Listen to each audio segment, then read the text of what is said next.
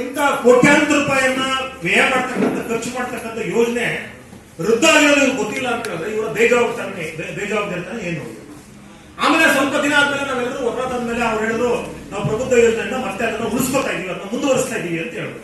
ಆದ್ರೆ ಮುಂದುವರಿಸ್ತೀವಿ ಅಂತ ಹೇಳ್ತಾ ದುರಂತ ಏನಪ್ಪಾ ಅಂದ್ರೆ ಹಿಂದುಳಿದ ಜಾತಿಗಳಂದ್ರೆ OBC ವಿದ್ಯಾರ್ಥಿಗಳಿಗೆ ಫಾರಿನ್ ಯೂನಿವರ್ಸಿಟಿಗಳಿಗೆ ಹೋದ್ರೆ ಅವರಿಗೆ ವರ್ಲ್ಡ್ 1000 ರ್ಯಾಂಕಿಂಗ್ ಒಳಗೆ ಬರ್ತಕ್ಕಂಥ ಯೂನಿವರ್ಸಿಟಿಗಳಲ್ಲಿ ಪ್ರವೇಶ ಇದೆ ಅಂತ. ಪ್ರವೇಶ ಸಿಕ್ಕಿದ್ರೆ ಸ್ಕಾಲರ್ಶಿಪ್ ಕೊಡ್ತಾರಂತೆ. ಅಲ್ಪಸಂಖ್ಯಾತ ವಿದ್ಯಾರ್ಥಿಗಳಿಗೆ ವಿದೇಶದಲ್ಲಿ ಅಂದ್ರೆ ಅಂತಾರಾಷ್ಟ್ರೀಯ ಮಟ್ಟದಲ್ಲಿ ಇರ್ತಕ್ಕಂಥ 500 ರ್ಯಾಂಕ್ ಒಳಗೆ ಬರ್ತಕ್ಕಂಥ ವಿಶ್ವವಿದ್ಯಾಲಯಗಳಲ್ಲಿ ಸೀಟ್ ಸಿಕ್ಕಿದ್ರೆ ಫೆಲೋಶಿಪ್ ಕೊಡ್ತಾರಂತೆ.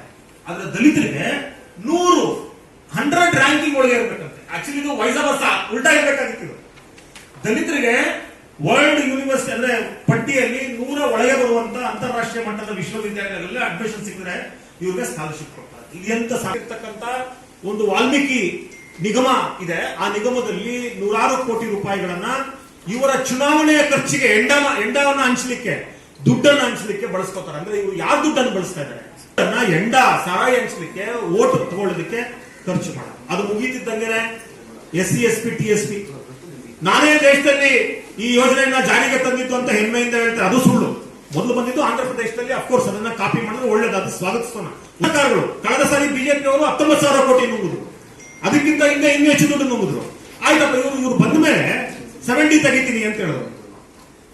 ಆಮೇಲೆ ಈಗ 7C ಮುಖಾಂತರ ಕಳೆದ 2 ಬಜೆಟ್ಗಳಲ್ಲಿ ಅವರು ಮಂಡಿಸಿದಂತ ಹೊಸ ಸರ್ಕಾರದಲ್ಲಿ ಸುಮಾರು 25,000 ಕೋಟಿ ರೂಪಾಯಿಗಳನ್ನ ಬಹಳ ಜನ ಹೇಳಿದ್ರು.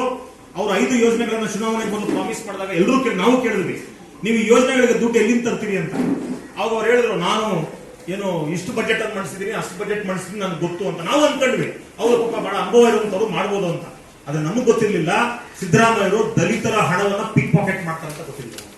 ಯೋಜನೆಯಲ್ಲಿ ಇಟ್ಟಿದ್ದ ದುಡ್ಡನ್ನ ಸುಮಾರು 2 ಬಜೆಟ್ಗಳಲ್ಲಿ ಸುಮಾರು 25,000 ಕೋಟಿ, ಒಟ್ಟು 9 ವರ್ಷಗಳಲ್ಲಿ 75,000 ಕೋಟಿ ಎಲ್ಲ ರಾಜಕೀಯ ಪಕ್ಷಗಳು ನುಂಗಿದ್ದಾರೆ.